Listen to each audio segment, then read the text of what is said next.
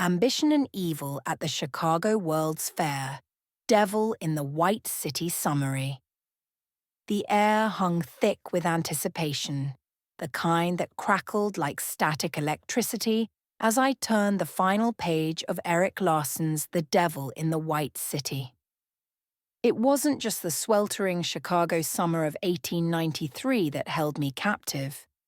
It was the magnetic pull of two men, each driven by an insatiable ambition that carved distinctly different paths through the burgeoning landscape of a nation on the cusp of a new century.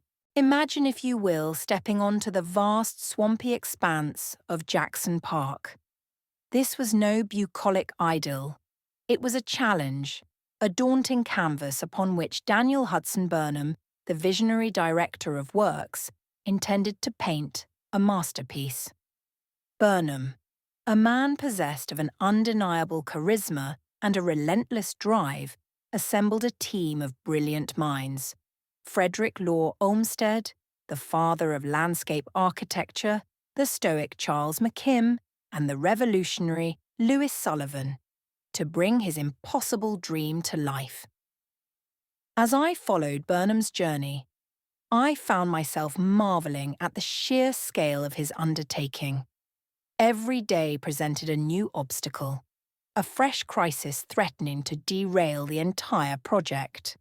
There were labor disputes, material shortages, structural collapses, and the ever-present pressure to deliver a spectacle that would not only awe the world, but also eclipse the recent Paris Exposition. Yet, Burnham, with his booming voice and unwavering optimism, weathered each storm, inspiring his team to reach beyond their perceived limitations. The White City, shimmering and pristine, began to rise from the mire, a testament to the power of human ingenuity and collaboration. But Larson's narrative doesn't dwell solely on the dazzling brilliance of the world's Columbian Exposition.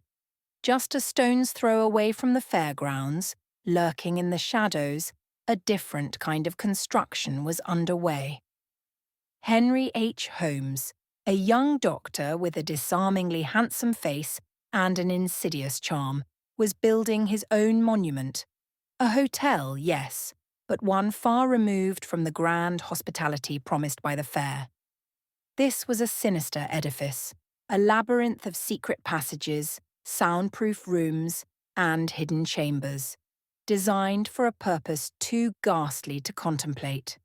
Holmes, a master manipulator, used the allure of the fair and his own carefully cultivated persona to prey on vulnerable young women drawn to Chicago seeking fortune and adventure. He promised them opportunities, security, and even love, only to lure them into his meticulously crafted trap. It was chilling to imagine Holmes, the very embodiment of evil, moving among the crowds on the Midway, his predatory gaze searching for his next victim amidst the laughter and excitement. Larson masterfully weaves these two narratives together, creating a compelling juxtaposition of light and darkness, hope and despair. The grand avenues of the White City, thronged with marveling visitors, stood in stark contrast to the suffocating corridors of Holmes's World's Fair Hotel, where unspeakable horrors were silently unfolding. Throughout the book, Larson sprinkles in appearances from a vibrant cast of historical figures, each adding depth and texture to the narrative tapestry. Buffalo Bill Cody's Wild West show thundered just outside the fairgrounds.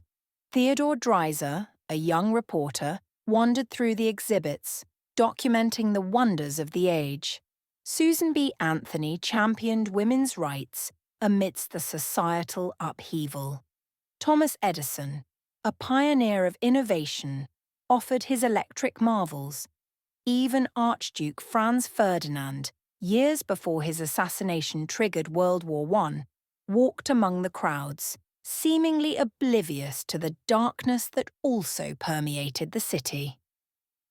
The Devil in the White City is more than just a historical account. It's a gripping tale of ambition, innovation, and the chilling capacity for human depravity.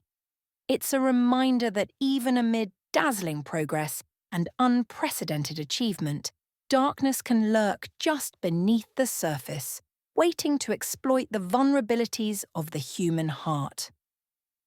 As I closed the book, I felt a profound sense of awe for the brilliance of Burnham and his team, and a lingering sense of dread for the monstrous deeds of Holmes, a devil lurking in the heart of the White City. Thanks for watching. If you enjoyed this video, don't forget to like, subscribe, and hit the bell icon for more book summaries and insights. Feel free to check out another video or dive into the full playlist you see now for more great book summaries. Click now and keep exploring.